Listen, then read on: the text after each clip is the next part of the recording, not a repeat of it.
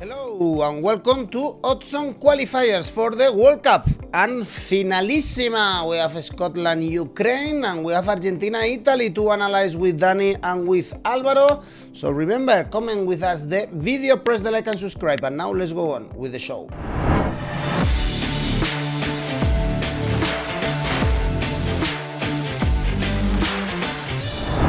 Two games. We have the 1st of June that we are going to analyze in this video, and the first one is very important. It's the qualification for the World Cup semi-finals. In case someone doesn't know what are we talking about, it's Scotland, Ukraine, because Ukraine couldn't play the games before, guys. Scotland, Ukraine on the 1st of June. The winner is going to play against Wales, and we have to place, and the bookies place Scotland really favorites. Odds are 2.48. I want to know first your opinion, Alvaro, about this Scotland-Ukraine, because Ukraine is a big question mark. They haven't played against November. Let's see how is the mood, of course, after the hell that the country is living for the past few months, whereas Scotland, they won 6 consecutive games ahead of this game to qualify for this playoff. Very quickly, I think that we have to consider Scotland the favorite here because, you know, at the end of the day, they are playing at home. Also, they are not going through so many bad things. And as much as, you know, having a group of players that, in a war, they can just stay united, and maybe unity is the thing that defines right now the Ukrainian national team. Maybe they've got too much on their plate, and on top of that, I believe that you know, as the Scottish side playing at home can be really difficult to beat. In fact, Scotland at home, they have done it really decently lately, but we'll break this down very quickly soon. Dani, your first opinion, do you also place Scotland as favorites? As I mentioned, They were even able to beat Denmark at home very recently. I do, because of the home factor. Look at Rangers, what they did when they played at Ibrox at home in the Europa League. I think Scotland at home are a good side. Away from home, they lack goal scorers perhaps, but they still beat Austria in the qualifiers. When you look at Ukraine, the thing is that the Ukrainian team is made of a lot of players that play in the Ukrainian league, and they've not played competitively since February.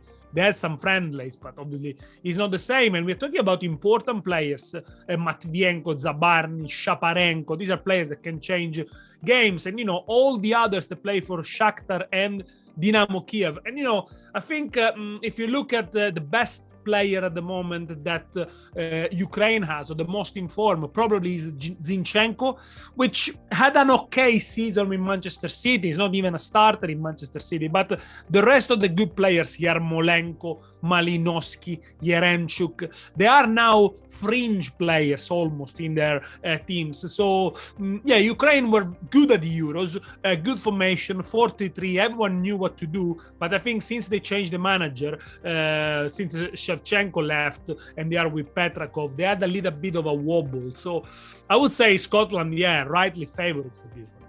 I was going to ask you, Alvaro, how different is this Ukraine from the one we saw at the Euros? Back then, they were very competitive. They even arrived until the knockout stages when they lost against England 4-0. Is this one, as Dani said, of course, apart from the change of manager, a very different side? I think so, and also the form of the players plays a part. I mean, at the end of the day, many of them, they are not fully fit, and this has to be considered. I think that this Ukraine side is definitely, they know how to stay in the game. They can be competitive. They started the World Cup qualifications with 5 draws, which would have killed pretty much the hopes of any side.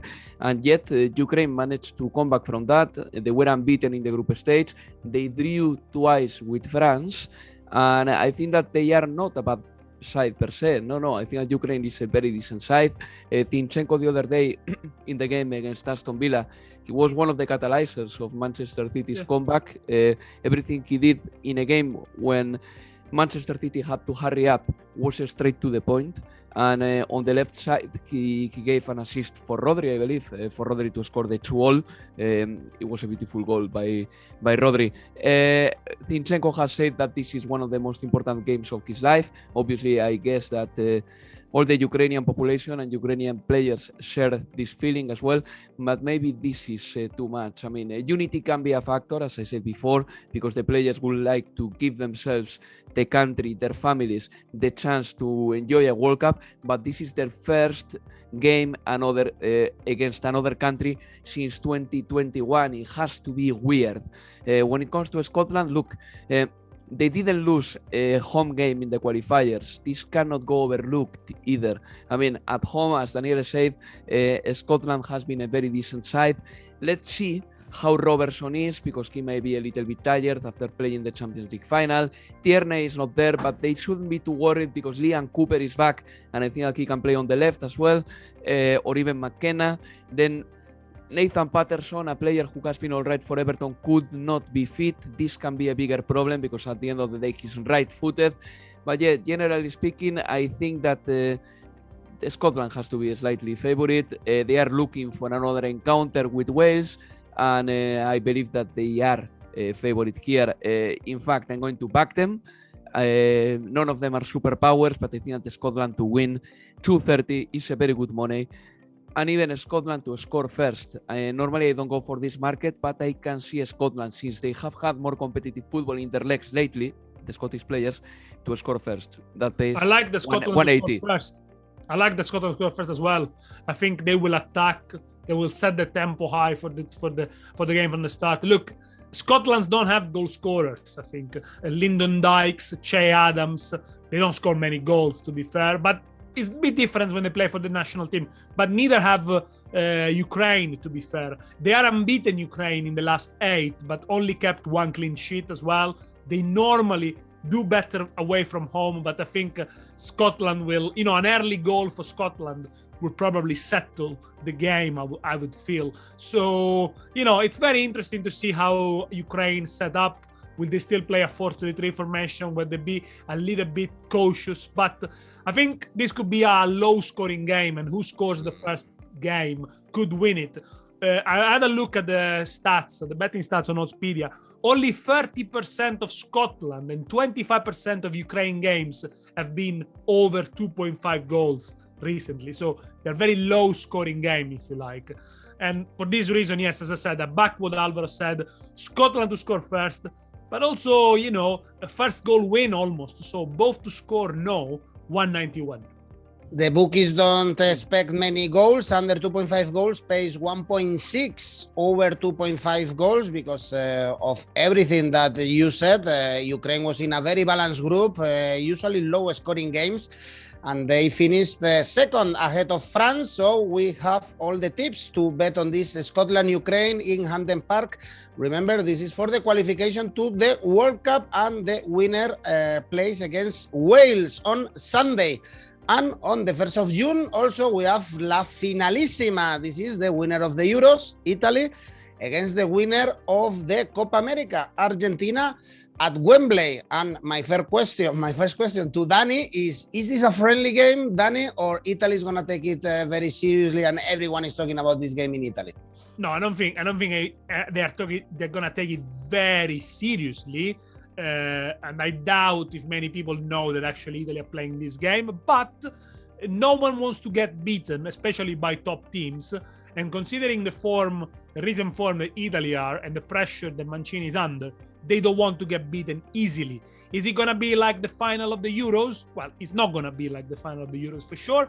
And I would expect, teams to make changes, to try new things. This is the first game of Italy. They're going to play 5 games in 14 days because then after they got 4 Nations League games. Now, these games are important for the ranking, for the FIFA ranking. They're important, for where you're placed in the next qualifiers group, for example. So they got something at stake. I don't think the trophy it's really what matters, but it's more about putting a good performance and having the opportunity to play against a top team, which normally these days, top teams, they don't play each other much apart from when they play in a major competition. So it is a good chance also for yes, I think that the Nations League has helped out with that. But these days, when is a European team playing against a South American team, unless it's a major competition. It's very difficult that they do it. So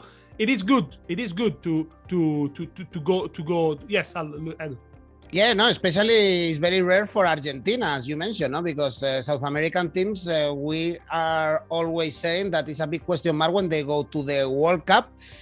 And see how competitive they are, because we see them only every 4 years playing a European side, which usually is more balanced, and the tactics are completely different from the South American ones. For Italy, the important thing is that is the second game after being kicked out of the World Cup after that defeat against Macedonia. They also played this kind of friendly game against Turkey.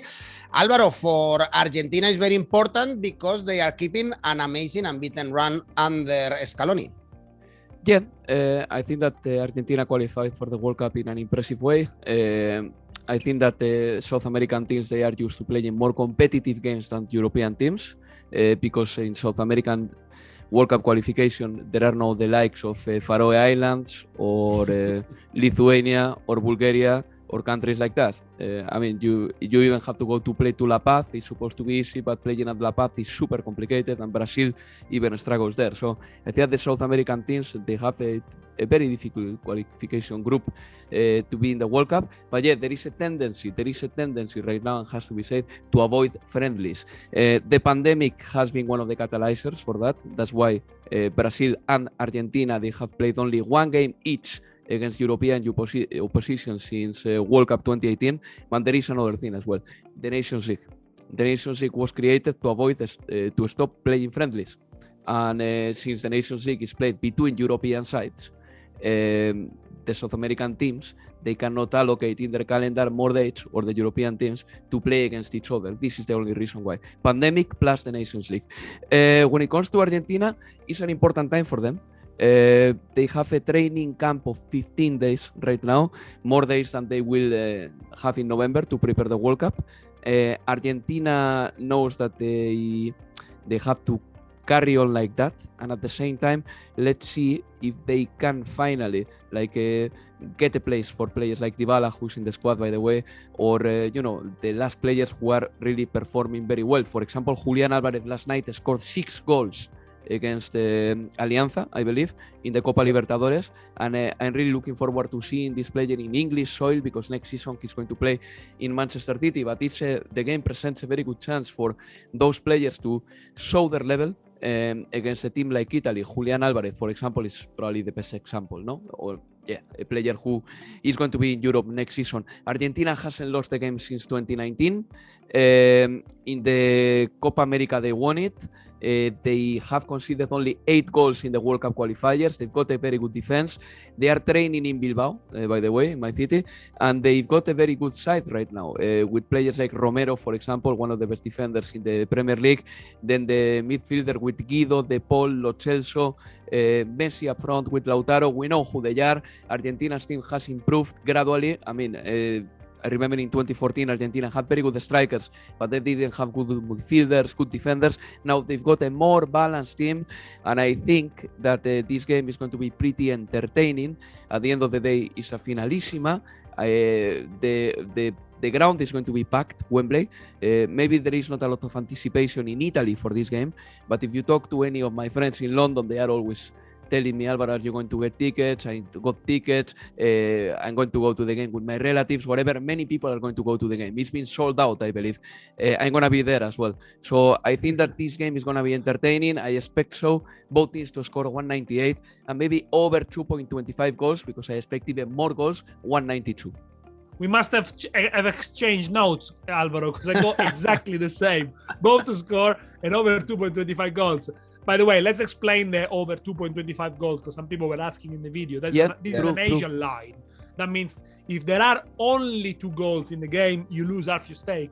More than 2 goals, you win your stake. Because that's what people were commenting. But I do agree with you. I think it's going to be a game with a lot of goals. Also, because I don't think any of these teams wants to go to extra time, really. They got a busy schedule. They'll wanna finish it in the 90 minutes. So I would expect maybe a lot of changes in the second half to maybe to get more attacking options on and bring the game to a close. For Italy, The interesting thing is this is going to be the last game for Chiellini in the Italian shirt. He's been a great servant of the game. He will not want to finish with a defeat. Italy's gonna be without Immobile, the top scorer. They called up to 36 players. Some wonder who's gonna lead the line. Probably it's gonna be Belotti. Some important additions from the team that lost against Macedonia. Spinazzola, the best left back at the Euros. North Macedonia, yes. We still lost, unfortunately. Maybe we should have played the South Macedonia, had more chances. Anyway, Spinazzola is back, so that's good. He wasn't in that game in Palermo, and maybe obviously this is the opportunity for Mancini to change a few things. I would expect Tonali, who had a very good season with Milan, to start, and there are new names that might not be very known to the international public, but players that done okay in Serie A. Pinamonti of Empoli, Frattesi, Caprari gets recalled after 5 years. Let's see, because I'm always doubtful of Italy against top teams. Recently, against top teams, they drew with England, won a penalty, lost with Spain Nations League, drew with Spain at the Euros, won a penalties, beat Belgium twice, and then if you go back to the pandemic 2020, a draw and a win against Netherlands. All these games, they've all been low-scoring games. So Italy, it was based on defensive solidity, keeping the ball well, letting the ball do the work. So I don't know if they're at that stage yet, if they're at that level yet. For this reason, I backed a more of an end-to-end game, both to score 198 over 2.25 goals, 195. Even lowest scoring games against Switzerland in the qualifiers for the Euro. That's why I'm surprised that you both guys go for an over, seeing also that Argentina is very good defensively. Scaloni has built his team thanks to a defensive solidity. They've only conceded 8 goals, but I guess you also take in consideration that this is not really a finalissima, but kind of a friendly game where the players go there and entertain themselves. I think this is the sort of game by the minutes 70, we would have seen already 10 substitutions on the pitch. All right, then let's enjoy. Hopefully you are right and we see goals. You agree completely. So let me know, our audience, what do they think about this? I've got an ACCA, by the way. I got an ACCA. Ah, you have an ACCA. Okay, Dani. I got mini ACCA. Quickly, Scotland to win. Italy, Asian handicap 0. Italy, Argentina over 1.5 goals in the second half. That pays a lot. 11.44. It was a shame not to say. Okay, let's go and try another ACCA. Thank you, guys. Let's enjoy these games. Speak soon. Thank you. Well, our guys are picking Scotland to play that final with Wales to go to the World Cup. Let me know what you think. Always in the comment section. Don't forget to press the like and subscribe. And remember that we have a podcast for you. Thanks for watching. Bye, bye, bye.